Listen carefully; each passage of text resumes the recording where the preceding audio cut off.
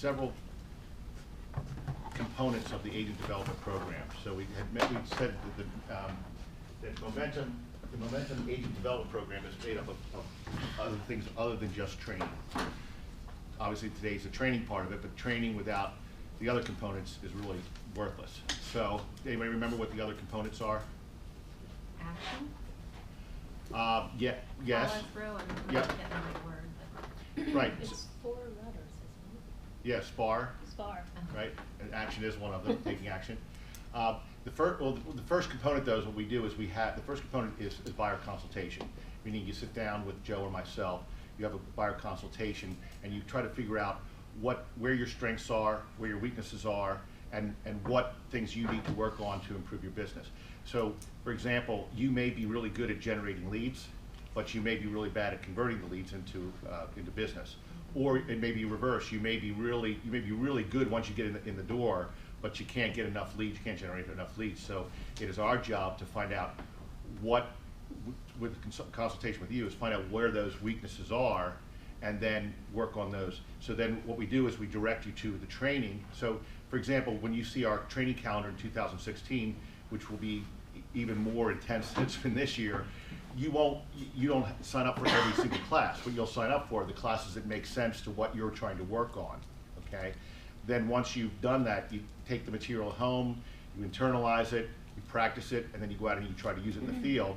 Then you come back into another training session, reinforce it, and before you do that, there's this accountability and coaching aspect as well, where we evaluate how you're doing. So you would have your business consultation, you go to your training, then you would take action, go out in the field and try it, and then you would sit down with us like the first quarter and we'd say, okay, how are things working? How do you feel about what you're doing? And you may say, well, I know my weakness is buyer conversion, but I'm working on this. This is what I had 3 appointments, I got 1. Here's what. So we'll talk about the other 2. Okay, tell me what happened with the other 2, and we'll walk you through the process, and we'll review it. So that's what the coaching part's about, finding out where the problem may have been. And it may have been that you just still have issues with dialogue, so we'll go back and do that again. When we set up the training schedule in 2016, a lot of these classes will be broken down into smaller components.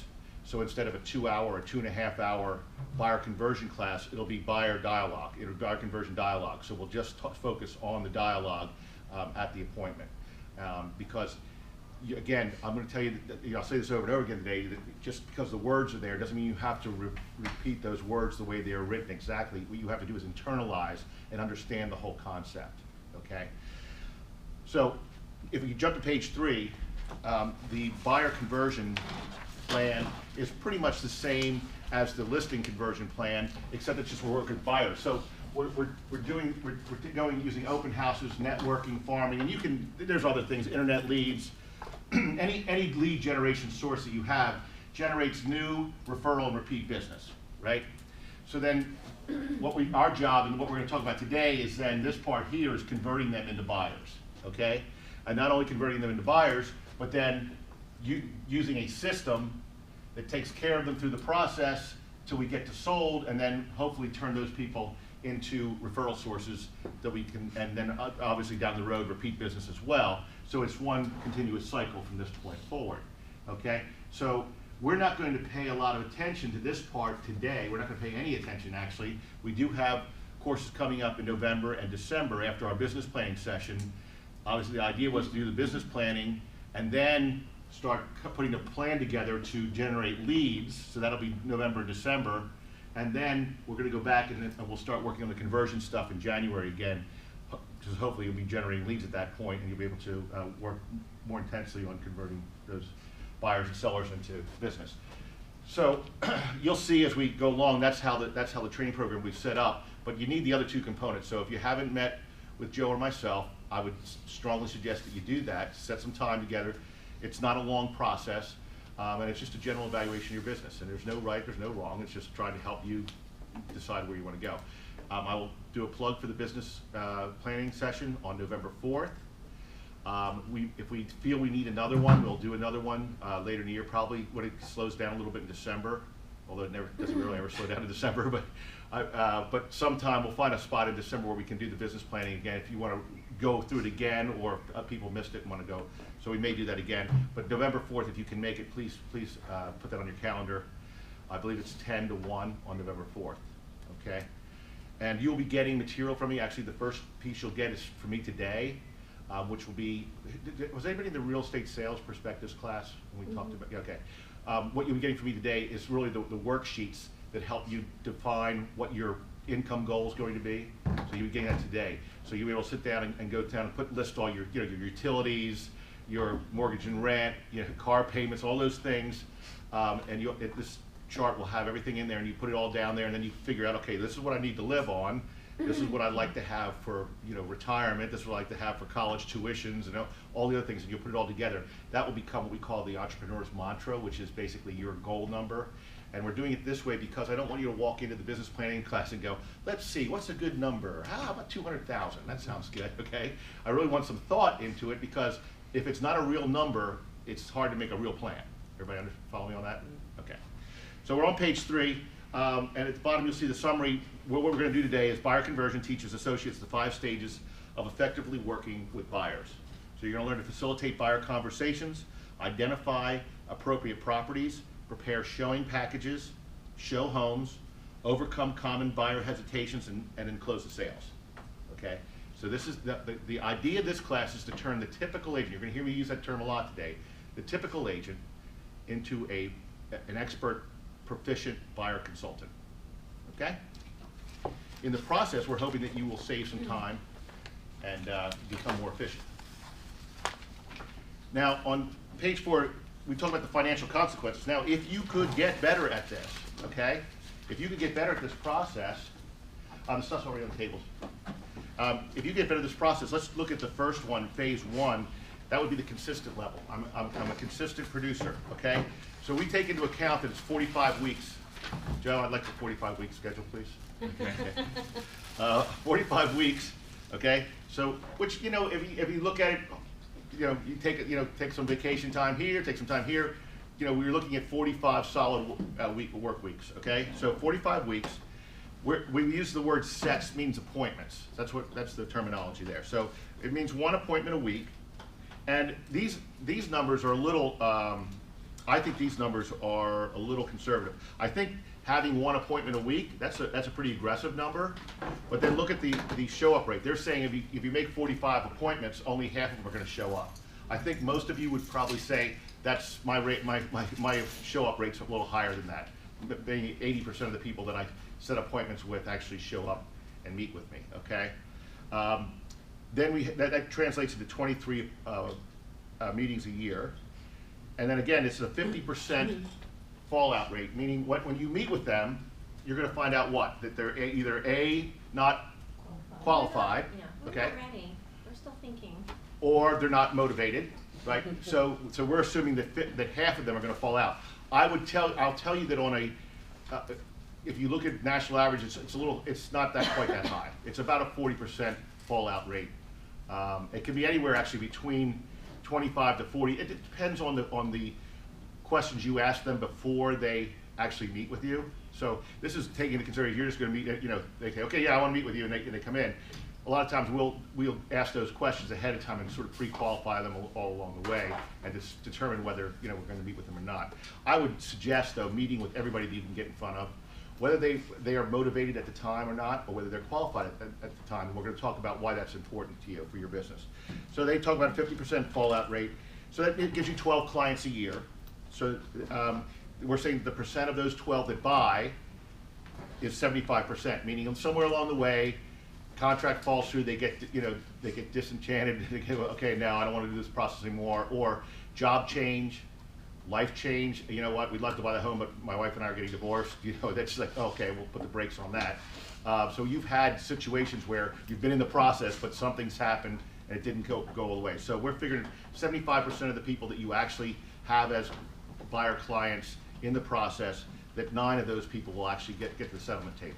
Okay, so I think some of those numbers are a little conservative, but that's good. It better be conservative. So what we're saying is that we want to move you from that consistent rate to the efficient rate. So if you look at the numbers on the efficient rate, it's same amount of weeks. You have more appointments, so that means your lead generation's better. You're getting 90 appointments. We're saying that the show-up rate's you're a little better at pre-qualifying these people, so that you get 60% of them show up, 54 appointments. we're saying that 60% of them wind up turning into clients. So that's 32 people that you work with, and then 85%. Again, you're getting better at each phase of the process. So now your numbers jumped to 28 sales. It went from it didn't go from 9 to 18. It went from 9 to 28. Okay, just by doubling the appointments. So you can see it's an exponential growth.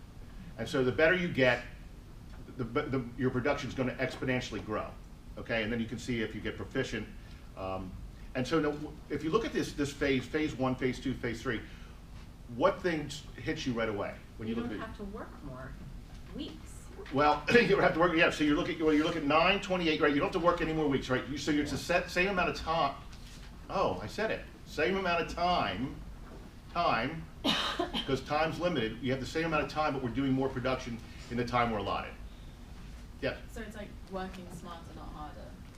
Yeah. Essentially. Exactly. Yeah. Yeah, being more efficient. Because does anybody here get more than 24 hours in a day? No, we all, so that's the finite, that's the one thing that we know is consistent. That's the one thing. We could all have different varied numbers of appointments, but we know the amount of time we have in a day is 24 hours. So it's what you do with that 24 hours, okay? So the idea is, in this process, to create systems that'll make this more efficient. So you can do more in the amount of time that you're working in, okay? We didn't say, no, now you have to go from 45 weeks to 52 weeks, okay? Okay, so let's go to page 5. We talked about the buyer conversion plan. There's 2 components to this, the know, do, and have part of the buyer conversion. If we're going to convert buyers, we do it with a relationship-based selling method, okay? So the things we need to know, which we're going to talk about today, the things we need to know, we're going to need to know our meeting 1 dialogue. What do we say when we meet with them the first time? Our showing dialogue, our closing dialogue, our justification dialogue, and our lowball dialogue, because these are all situations that come up, right? So we didn't leave one stone unturned here, okay? So those are the dialogues. So that's heavy on dialogue. So we're going to have to internalize that, and I can't just give it to you today and then you walk out and say, okay, I got it. Okay? This is something that's you're going to have to internalize. You can say, how do I say it so it sounds like it's coming from me, but still get the same concept across, okay? And now the have part of it, we're going to give you a criteria sheet, a my role sheet, a your role sheet. For those of you who've done conversion with me before, buyer conversion, I use a thing called the pledge of service. Basically, it's the same thing, except that we've now not only said, oh, hey, here's what I'm going to do for you, but here's what you're going to do for me as well. So it's even better than what I've been using for years. The buyer's rep agreement, sales contract, applicable, I can't say it, addenda, and letterhead, note card. So we're going to give you all that information as well. So those are the things that you're going to need in your tool belt in order to be more proficient at buyer conversion. So the first thing is check your attitude. Okay? The following 14 beliefs are the most important when converting buyers. So I'm going to throw the first one out there, and I'm going to ask this question. Why is it important for you to hold this type of belief when working with buyers? So we'll go through each one. So I live in a world of abundance is the first one. Why is that important? What does it mean and why is it important? It's an interactive class. It's a good affirmation. Well, if you're working Yeah. with someone that's not getting you anywhere, then you know that you can walk away because there'll be other buyers. What's the Kenny Rogers song? You gotta Know when to hold them, know when to fold them, know when to walk away, right? Know when to run. Sometimes we have to run, right? Exactly. If you live in a world of abundance, it's much easier to say no, isn't it? Yeah. To a non-motivated buyer, okay? Somebody that's not going to work with you in your process. We talked about this in the Rising Stars Masterminds class. We talked about rejection, okay? And I said the only way to get rid of rejection is to start living in a world of abundance. Realize there are a lot of buyers out there. There are a lot of listings to be had out there. The problem is most of us have settled into the typical agent mindset, which says, oh man, there's no buyers out there. There's no sellers out there. Joe and I look at the numbers every month, and somebody's out there selling them because they're still the numbers are still pretty robust in Montgomery County and all of this part of Maryland. So somebody's doing it. Why not you? Why not you? Just have to live in a world of abundance. Okay. So next one. My only limit is time. Why is it important to understand that? We have a finite amount of time. If we're going to make more money, It's what you do with your time. it's what you do. You have to be more efficient. You can't waste time. So when, in my 3rd year in real estate, when this couple walked into the office and said, our daughter's going to the University of Maryland, and we're thinking about moving here from Ohio, we just wondered if you would show us some homes. Well, back in those days, you know what you did? You didn't sit down and have an appointment to qualify them. You got your keys out, you put them in your car, and you just start showing them properties for 2 days. And at the end of the 2 days, you know what they said to me? Yeah, I don't know, it's kind of nice, but the price is really kind of high here. I think we'll just let her go to college here, and we'll just stay back in Ohio. That was 2 days of my life that I wasted. But you know what was really weird? Back then, that seemed normal. That was just what you did. You know, it's like, okay, that didn't work, so on to the next one. It was also normal when somebody would say, the phone would ring, which did more back then because we didn't have internet leads and so forth, and we didn't have email, so people would call off the ads, and they'd call you and say, I want to see this home on 1412 Cherry Tree Lane, and you'd go, okay, what time? And they'd say 7 p.m. tonight, and you'd say, okay, I'll meet you there. You get in your car and you drove over there. Now, besides the fact that that's just totally not safe, you know, the fact that we even did that back then, you know, you go, what were we thinking, you know? But that's what we did. That's what you did. You qualify, what? No, you went out and showed them the house, and you were hoping that they would either like that house or they'd get into a conversation with you, go, okay, let's go see something else, okay? And that was pretty much, that was the skill set. And that was the accepted skill set at the time. So the business has come a long way since then. And so I would say that the difference between business in 1980 and the business today, we are a lot more efficient with our time. At least some of us are a lot more efficient with our time. Because we do things, we have systems in place that we didn't have back then at all, okay? Focus is the key to success.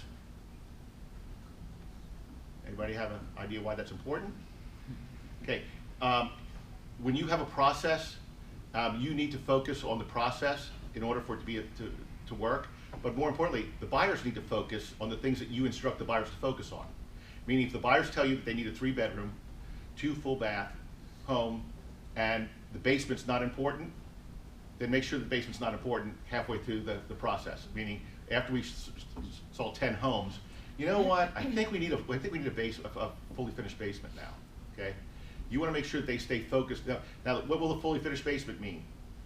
The price will probably what? Go up. So now we got to start all over again. The idea is to start this process, keep the buyer focused on their needs and their prioritized wants, so that it's a more efficient process. Duplicable, I said it, processes and systems lead to successful results. Why was that important when working with buyers? The more systemized you are, again, the more efficient you'll be. If you do it the same way every time, you become better at it. Don't try and Become more, reinvent the wheel right, each you become time. more efficient at it, and so remember the diagram we showed, proficient, you go from, consistent to efficient to proficient, okay? That's just by doing it over and over again using the same processes. It is unacceptable for my business to earn 0. I think we all pretty much can agree to that, okay? It's a win-win or no deal. Anybody know where that comes from besides, I always laugh because my old company, that was part of our mission. It was like, it's win-win or no deal. But does anybody know where that really comes from? Stephen Covey, 7 Habits of Highly Successful People. That's habit number 4. Win-win or no deal. Even, and I mentioned this yesterday at Clarksburg, even with his gruff exterior, take no prisoners attitude, Donald Trump, when we read Art of the Deal, you understand that he understands that you have to have a win-win. You can't just go in and win every time. There has to be, you have to at least let the other person think they're winning, okay, in order to make it a success. So either he believes that or his ghostwriter believes that, one of the two. But in order to be successful in life, there has to be a win-win, okay? This nonsense, and I've worked with, and it seems to be younger buyers that I work with, that they have to bring the sellers to their knees. That never works well, because what happens? You might get the contract through, but then what happens in the process between contract and sold? Now the seller has dug their heels in, and we're not fixing that, and we're not doing that, we're not moving this date, so it rarely works. It really has to be a win-win. Yeah, I read a good book, and they actually talk about win-wins, and they said it should be a capital W for you, and then a lowercase w for them. So it's a win-win, but you obviously Exactly, right. Right. Yeah, just get a little bit better for your client. And you'll see when we use the win-win dialogue that's exactly what we're doing. We're saying, look, well, it wouldn't be a win for me, and it's not going to be a win for you, but it wouldn't be a win for me because now I'm, you know, and we use the word all my clients so that they understand that we're trying to be consistent. So that's a very good point. I will not convert 100% of the leads I do not generate. Okay. Basically means all we're going to talk about today doesn't mean a thing if you don't generate any leads. So if you have no buyers to work with, all that we're going to talk about today means nothing, okay? So you have to have people in front of you. Number 8, people will trust and follow what I can logically and tangibly explain, okay? There's a very small dialogue that you need to use, and it has to be logic, and it has to be tangible, and it has to be filled with logic, and they have to be able to go like this. Yeah, that makes sense. You know, you don't have to go on for 15 minutes and explain and justify yourself. Explain it logically and tangibly, and they'll agree, okay? And if they don't agree, we live in a world of abundance. Bye-bye. All right, exactly. It's unacceptable to leave clients' money on the table. We talked about this yesterday at the broker open. We talked about a seller who refused the first offer that came in, even though it was a good offer, and was absolutely adamant about not even doing anything. No, that's awful. No, right? And then what happened? No other offers came in. Went to relisted with another agent. They listed it. Guess what? Below the offer price. Oh. Had he taken the offer price, he'd have been ahead of. Okay, so that's called leaving money on the table. Same thing works on the buyer side. Okay, when the buyer says, you know what, we love this home, but you know what, we want to go home and think about it, or we want to pray on it, or whatever their reason is for the next 24 hours. And then what happens? The house goes under contract. Right, somebody else, because the house they fell in love with today, somebody fell in love with yesterday. And while they were thinking about it, somebody else was writing a contract. And what did we do? We left their money on the table because now they want to go out and find the same exact home, and the only thing we can find even close to that is $10,000 more. So we left their money on the table because we weren't logically and tangibly explaining exactly why they shouldn't do that, okay? Time reveals all. You'll figure it all out, believe me. You'll know in a period of time whether your people are motivated or not motivated, okay? So time reveals all. Motivated, qualified, and local people buy homes. Loyal, did I say local? Loyal. Yeah. I'll do local. Motivated, qualified, and loyal people buy homes, okay? If they're not one of those three, they're not going to, meaning if they're not motivated, you can show them 100 homes. They're not motivated, okay? So they're probably not going to buy. Or if they do, it's going to be a very painful process. If they're not qualified, we know they're not going to be able to buy a home. And if they're not loyal, they'll buy a home, Maybe not. just not with you, okay? They'll walk into a new home subdivision, or walk into an open house, or walk into a for sale by owner without you and buy a home. So they have to be motivated, qualified, and loyal. We'll talk about that in a bit. Having a process reduces the risk that comes with buyers. Well, what risk would come with working with buyers? Buyers or liars? Wasting time. Time. What's the most time consuming activity we do in real estate? Why do we always want to list more than work with buyers? Because Take them out to show homes. right, buyers are labor intensive, time intensive. So we need to be more efficient in order to handle more buyers, to make it, you know, more practical to work with them. So if they won't meet with me, they are not a buyer. Yeah, they're not. Well, at least they're not a motivated buyer. Okay, that's the first test of motivation and loyalty. Will you meet with me? It's the first test of motivation, at least. Okay. You mean prior to not at the property? No, will you meet with me in my office? First, and then we'll go over to the Right. home. Yep. If they won't even do that, no, just send me an email. Just send me some information. I'll meet you at the property. Just send me some information is not a buyer, okay? A user, but not a buyer, okay? A buyers, meaning A classification buyers, deserve my immediate time and attention. Yes, you figure out who gets the most priority as far as your time is concerned, and those are the people you work with. And those are what? Motivated, qualified, and loyal. Okay. So we have 7 vital listing responsibilities, okay? And your only limit is time. And since there's a limited amount of time, you must define the vital responsibilities in order to identify the activities necessary for maximum output in your buyer division, okay? So what are they? Well, we're not going to talk about the first one today because we are in November and December. That'll be the lead generation part of it. That's the finding the buyers. But we're going to focus on 2 through 7 today. So lead conversion, meaning attracting them, converting them into making, into buyers. Administrative preparation, showing, writing and negotiating, closing preparation, and post-closing activities. So the idea is to cut out the waste to make you more efficient. The way we do that is, do you as a buyer agent, okay, have to do all those things? No, they can be divided up. You as a sole agent, yeah, guess what? You're doing it all, okay? But if you bring on a buyer agent, they can do the showing, right? They may do the writing and negotiating, or you may say, no, I want to do the writing and negotiating. It all depends on how you're set up. Administrative preparation, if you have an admin, they could do that, right? So you could divide a lot of this work up. But these are the 7 vital listing responsibilities. It's just a matter of which ones you inherit. If you're a sole practitioner at the moment, you got them all. Sorry to say that, but you are the whole thing, okay? So another reason to be more efficient with your time, right? So now we have 47, what? 47 vital? How can you have 47? There's only 3 or 4 vital life signs. How can there be 47 vital buyer activities, okay? But these are 47 vital buyer activities. These are the things that have to be done, okay? And again, not necessarily all by you, but they have to be done. So we're not gonna worry about the first one, which is lead generation, okay? We'll take that on at another time. So let's jump down to lead conversion. So we're gonna go over meet in the office, move to the conference room, get on the selling channel, have a buyer conversation and all the components that go along with that, sign the buyer representation agreement.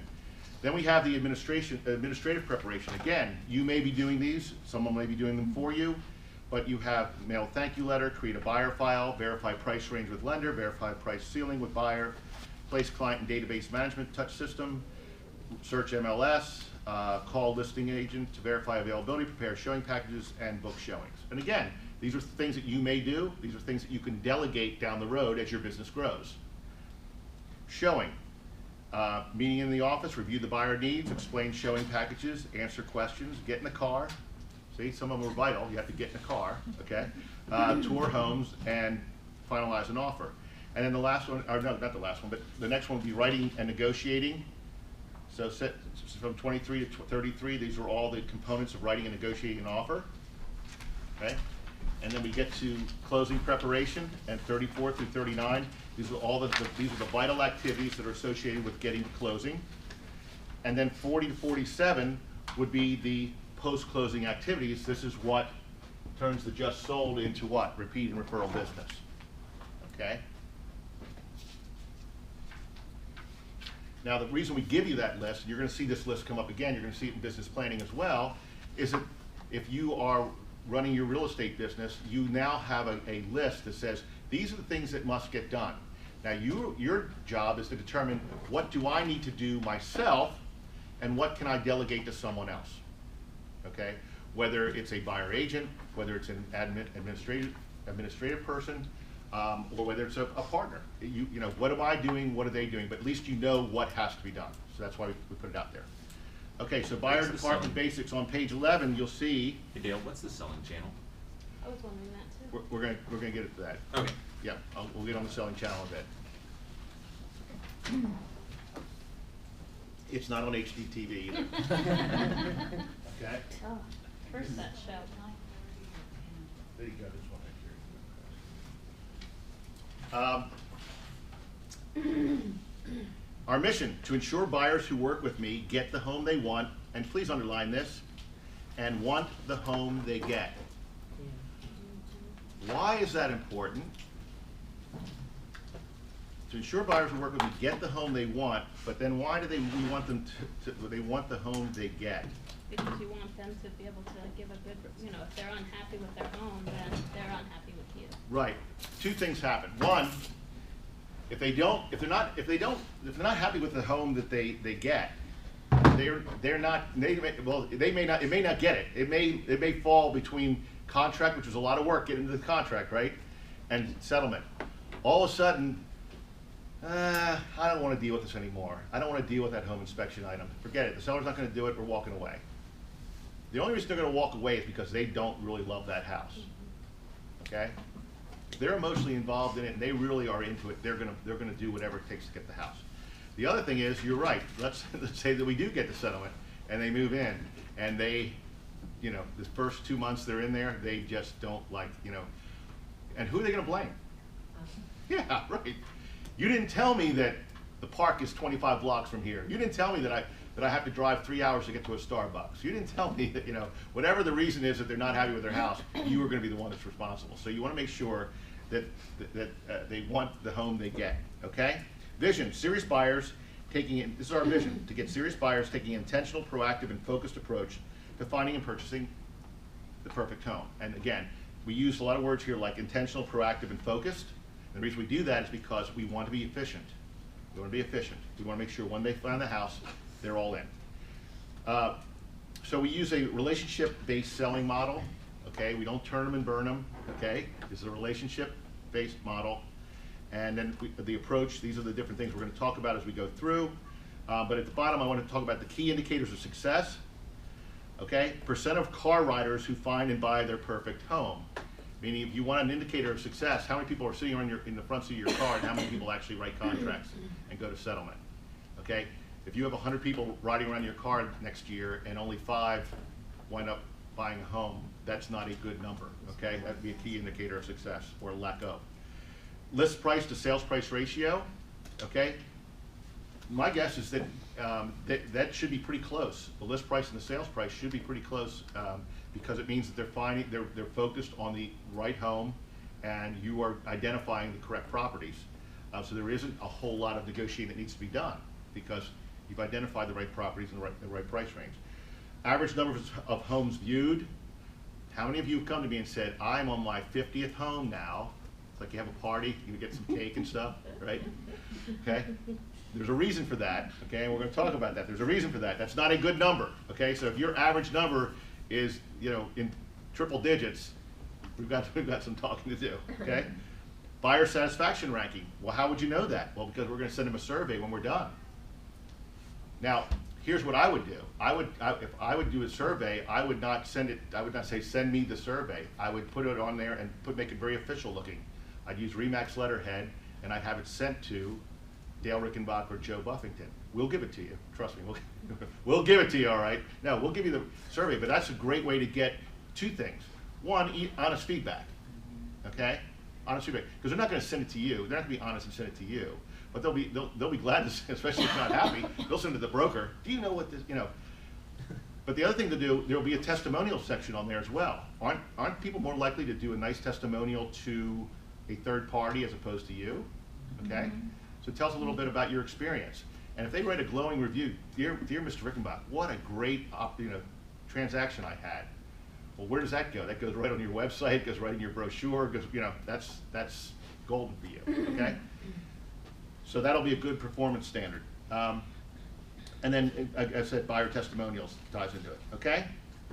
And these validate an intentional, proactive, and focused approach with buyers. So let's go on to this 5 stages work with the buyer, okay? So having a process that reduces the risk that comes with buyers. And what we said, the main risk is what? Time, right? Wasting time, okay? So our pre-conversation activities, and we're gonna go through each of these in detail, but let's go through them real quick. Pre-conversation activities would be meeting in the office, moving to the conference room, not to the car, build rapport, okay? So what we're doing is we're trying to move away from the typical and become a professional. Message 1 is setting the tone with a win-win. Message 2 is defining the perfect home. Uncover buyer's needs and wants, prioritize buyer wants, verify buyer motivation. Okay, the first test was meeting with you in the office. Check financial ability. Message 3, roles and expectations. Cover mutual expectations, gain agreement on roles, close meeting number 1. And then post-conversation activities would be homework and preparation, show homes that meet the criteria, and then close buyer to informed, intelligent offer. Okay, so let's start with the first one. We're gonna meet in the office. Time reveals all, right? If they're gonna meet with you, that shows what? That they're probably motivated, okay? Making them meet with you does what? It separates you from the typical agent. There are still agents that go, okay, yeah, sure, I'll meet you over there. Although it usually goes like this. Can't you just send me information on that? Well, you know, if you're really interested in that, it would be, you know, good to come into the office and meet with me. Well, just send me some information. Okay, look, do you want me to meet you at the house? How about if I meet you at the house? Okay? Because we fold like a deck of cards, right?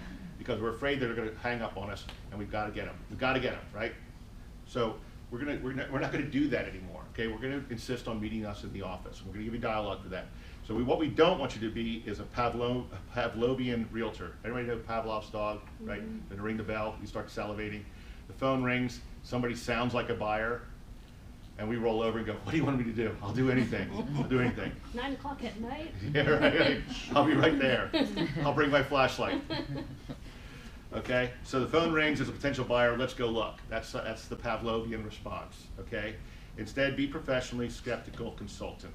A professional skeptical consultant, phone rings, potential buyer, get into the process. Take control, you are the professional, okay? So, you will not convert 100% of the leads you not generate, okay? So it means we have to get good about asking for the meeting. So somebody be the agent. I'll be the prospect. So who would like to read with feeling and gusto? Who wants to read? Oh, come on. Are you currently in the market for a new home? Yes. How are you going about finding your perfect home?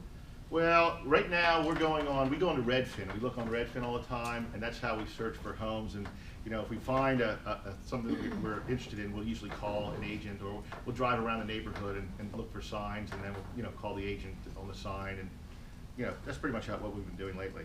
I see. How would you like to use a proactive process that will ensure you get the home you want, and more importantly, want the home you get? Well, what do you mean by that? It would begin with us getting together for about an hour so I can uncover exactly what you need in your next home, define your financial comfort zone, and thoroughly discuss the roles and expectations we would have of one another in a successful working relationship. Does that sound like an approach that could benefit you? That sounds like it might work. Well, I have tomorrow at 2 o'clock open. Does that work for you? And of course, I'm going to say yes. Right? Okay. All right. This is called dialogue, right? And I would not, unless you are a trained thespian, I would not expect anybody here to be able to do it and have it memorized on the first reading and be able to recite it the same way and be effective and show emotion and really, So this means taking it home, looking at it over and over again, and internalizing it. Most important thing is to understand what it says, okay?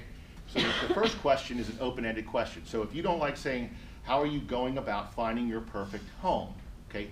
I don't talk that way, okay? But I might say, well, so tell me, how have you been doing your home search? How have you been conducting your home search? Tell me a little bit about how you've been looking for homes. What's going on? Just a conversation. What we want to do is we want an open-ended question. How, what? An open-ended question so that they tell us what they've been doing. And they're going to tell you that they've been looking at signs or looking on the internet or so forth.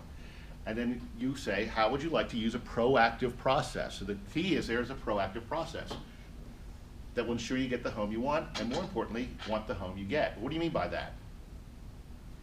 It would begin with us getting together. So the big thing is, it would begin with us getting together, okay, for about an hour, so I can uncover exactly what you need in your next home. Define your financial comfort zone and thoroughly discuss the roles and expectations we would have one another in a successful working relationship. And you can probably come up with some other ways to say that, but remember that you need those three things in there. We want to define their financial comfort zone. Okay, is their financial comfort zone the top the max that they qualify for? No. Probably not. Maybe, but probably not. Okay. Thoroughly discuss the roles and expectations. Well, that sounds weird. What's that? Roles and expectations. Okay. So you may have to explain that. Okay, does that sound like an approach that would benefit you? That's a tie down. They have to either answer yes or no. Okay? They say yes, close for the appointment. They say no, share with me why you feel that way. Or, no, I don't think that would work for me. Well, just curious, why would you not want to do a proactive process that would help you find the perfect home and identify your financial comfort zone and establish roles that would allow us to work together effectively and efficiently? Well, now you put it that way, okay? But make them say something. Don't, again, you're asking an open-ended question. Share with me why you feel that way. Not interested in Oh, well, what about that mitten? Why do you feel that you would be tied down if you were working? Oh, I didn't know I had to keep going.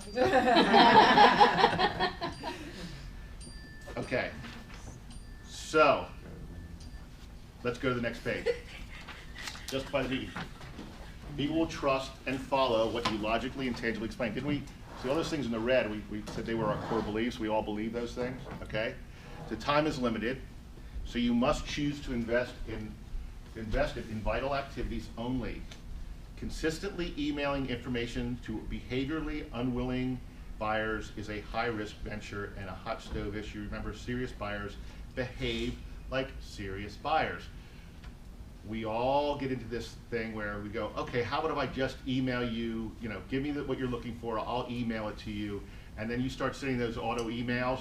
You ever see, even the people that I work with, I look, they don't even open them, and I'm sending them thinking, oh, this is great, they're okay? So you had to go through all the time of what? Doing the search, setting up the auto email, following up with them, and they're working with some guy named Bob. You didn't even know that, okay?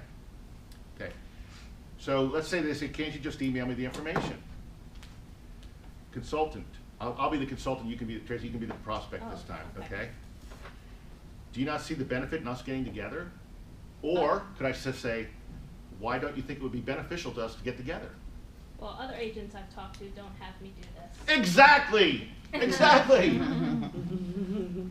Understand, I am a real estate consultant, and I am extremely serious about what I do. I don't do this part-time. I run a business, and I'm not just in the business of showing houses. There are plenty of show ponies out there. I'm not one of them, okay? I'm in the business of selling houses. I'm in the business of satisfying needs. That's what I do with my clients. I have a process that I use with all of my clients.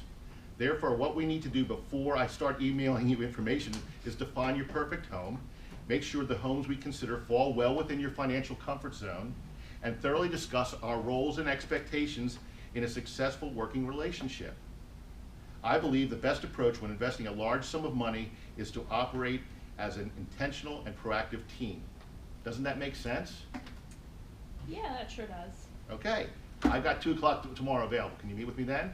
I can. Or would 3 o'clock Wednesday be better? Oh, 3 Wednesdays. Okay, we got it, okay? Again, if you say this over and over again and you believe those 3 things, you'll be able to say it pretty easily to somebody. You just have to understand that what we've done in that statement there is we said, first of all, other agents do it. Exactly, because they're typical. I'm not typical. If you don't believe that, by the way, you can't say it. Did you see why I said exactly? Because I know I'm different, okay? So it's easy for me to say that. Understand, I'm a real estate consultant and extremely serious about what I do. I don't just do this part-time. I don't run a business about, go out showing houses. That's not what I do. Okay, I don't just go show houses. I have a system that I use. I have a process that I work with all my clients, I just said all my clients. So therefore, if I do this process with all my clients, I can't do it differently for you, because that wouldn't be how I work, okay? So before I start emailing you information, to define your perfect home, make sure the homes we consider fall well within your financial comfort zone. That's really important. And you can make this little dialogue, you can go into a little more detail if you want to explain it to them. You don't just have to read it this way and just say, okay, they're going to understand. You might want to explain what financial comfort zone means, why it's important to them, okay? I like if they say no, the response to that. Yeah, I was thinking the same thing. Step over dollars to pick up dollars. If they say no, if you've explained it logically and tangibly and they say no, what are they not? They're probably not motivated, okay? Otherwise, they'd say, yeah, okay, that makes sense. Yeah, you want to find out what my financial comfort zone is. What do you mean, when you say financial comfort zone, you mean qualifying for a loan? Exactly. You will need to talk to a lender and figure out where you feel comfortable as far as, house payments and home price. But I think, today with everything too, we've run into the trouble that everyone wants that instant gratification. They want to go out right away. They want to skip over step 1, 2, and 3 to get to 4. But we don't want to accommodate because then Right, we're wasting our exactly, time and not exactly. making any money. I'm And there's- tired of spinning wheels. Mm-hmm. The I problem is was there's a out lot. at 7:30 last night. Yeah, and there's a lot of agents who will do that, and that tweaks the model too. I had an offer that was 70,000 low, and they couldn't afford anywhere close to list price, and I was like, why are you even showing these people? Yeah, exactly. And it's like, well, dare I say anything, or he's gonna leave me? And I'm like, okay, I mean, you're just wasting a lot of people's time, and it's a shame. I think it was I'm gonna go back to like 1994 when buyer agencies started to take hold in Montgomery County. It was when it really, I guess it was like 94, I think, in that time range. But I remember it was very early on. There was an agent I met from Virginia who was charging a $1,000 retainer fee for all his buyer. So every buyer agency agreement he signed Talking about that had a $1,000 retainer fee on it, and everybody would go, "How do you do that? How do you do that?" Well, and people find a way to do that. I mean, he made a commitment. This is what I'm doing. This is how I'm going to operate my business, and that's why I said it's really important when you say I have a process that I use with all my clients, because when I say it and I say it definitively, it means if you're going to work with me, this is how I do it, and if you're not, then work with somebody else. If you went to a high-priced attorney and he told you, this is how I work, this is what I bill, and you really need his help, what do? You go, okay, I'll do it. Well, You may try to get are you sure $700 an hour sounds like a lot of money, but you went there because you need help and you're willing to do whatever it takes to do that. When the attorney tells you that, okay, now you need to tell me exactly what happened, you don't keep holding stuff back, you tell him because you need the help. So you tell him exactly what your issues are, because he's a what? Well, he's a professional. Well, hello, you're a professional. It's easy to say, harder to do. Easy to say I'm a real estate professional. That rolls off the tongue really well. Much harder to walk the walk. Yes?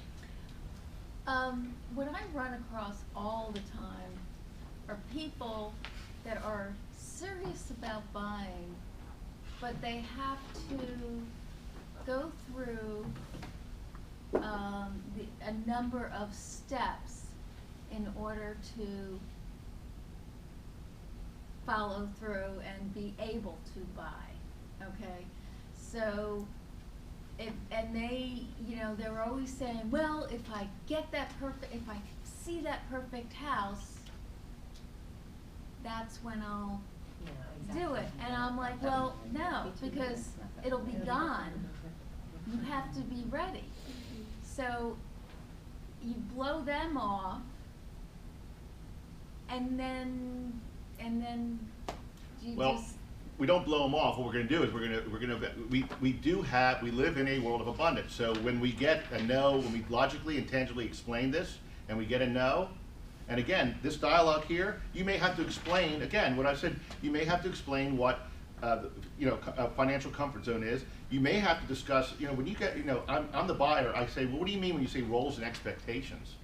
Well, actually, in a successful working relationship, if you're really going to find the perfect home, and you want to find the perfect home, right? Yeah. Okay, to do that, we have to work as a team. Because if we don't work as a team, and I just go out and find you the home, it may not be the perfect home. You may believe me at first, you might even buy it, and then afterwards you get in and go, wait a minute, this isn't the perfect home. Okay, I don't work that way. I work in a win-win situation. You have to define what the perfect home is, then I have to find it. But that only works if we follow the system that I use. Does that make sense? Okay, that's what we're talking about. So that's how we do it.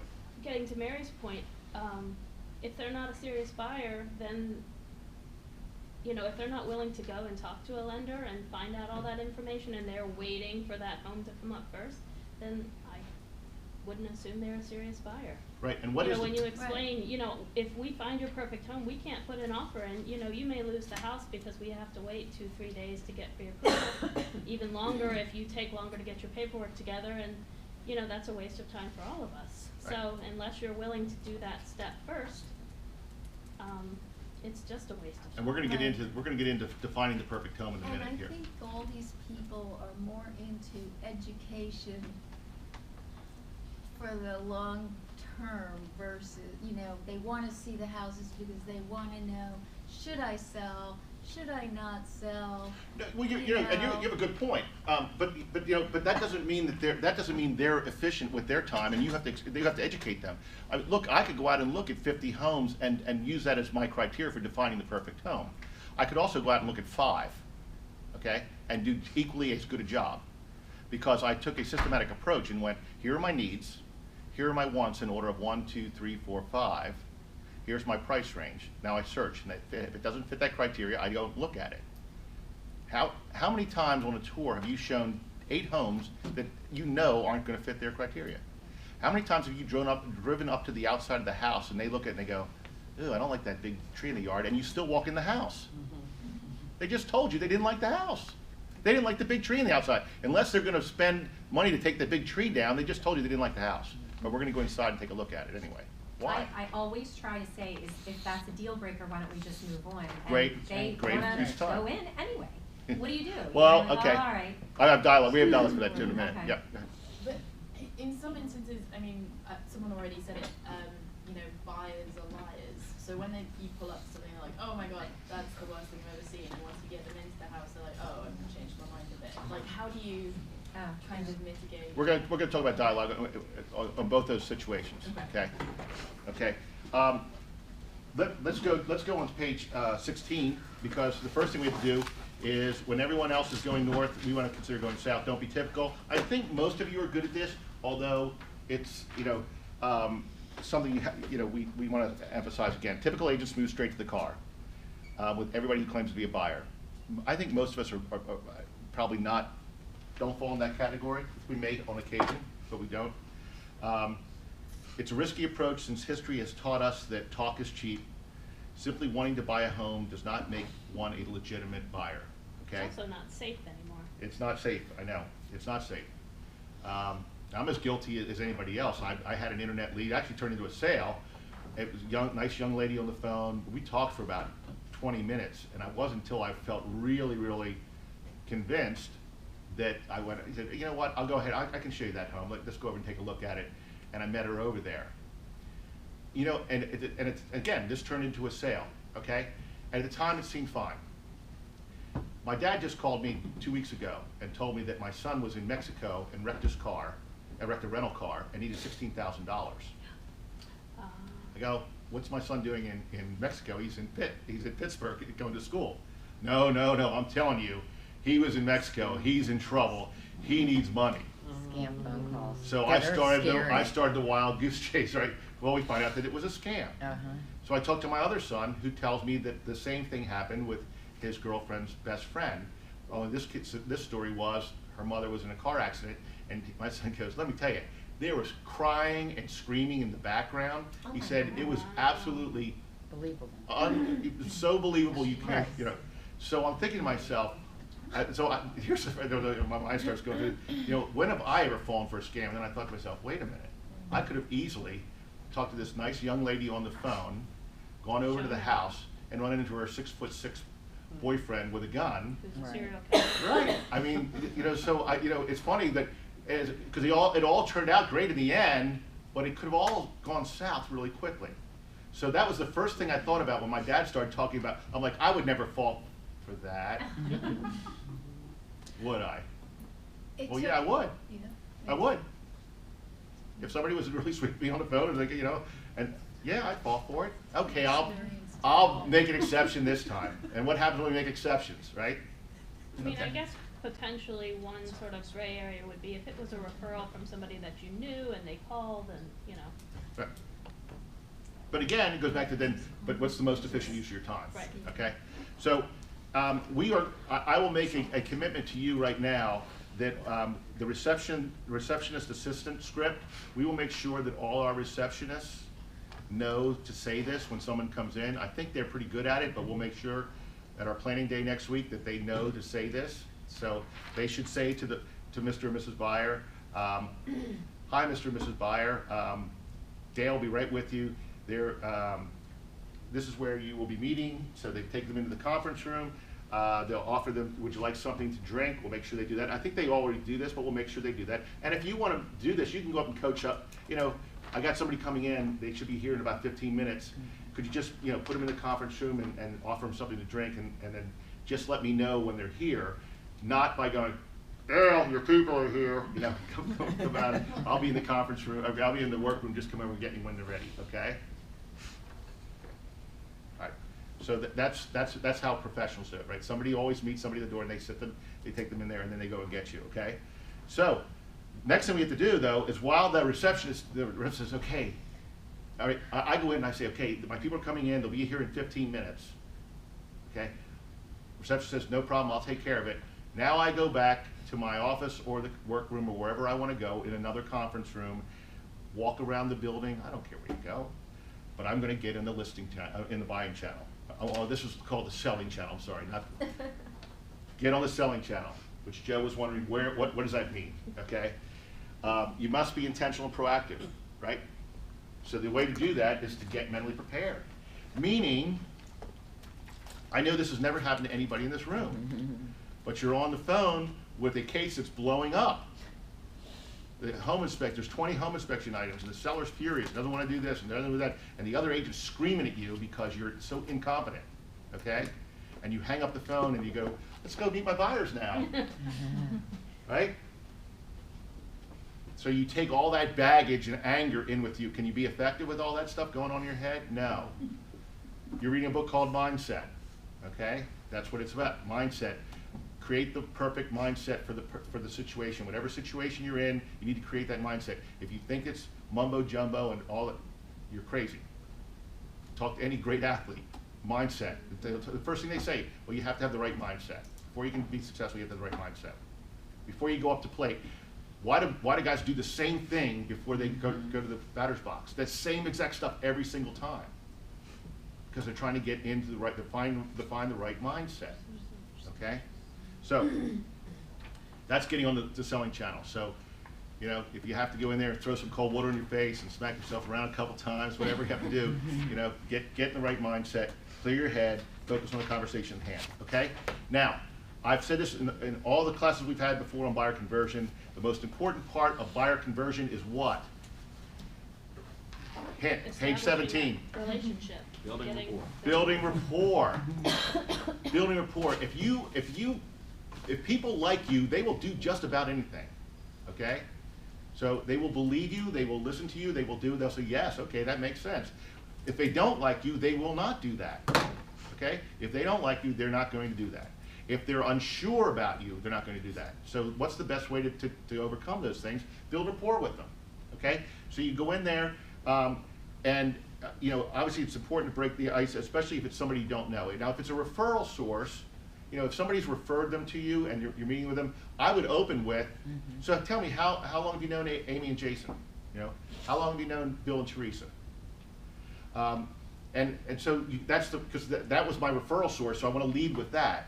So we'll get into a conversation about how we know each other, especially if it's somebody that you've sold a home to. Then you can talk about what a great transaction it was. Yeah, they told us that you were terrific to work with.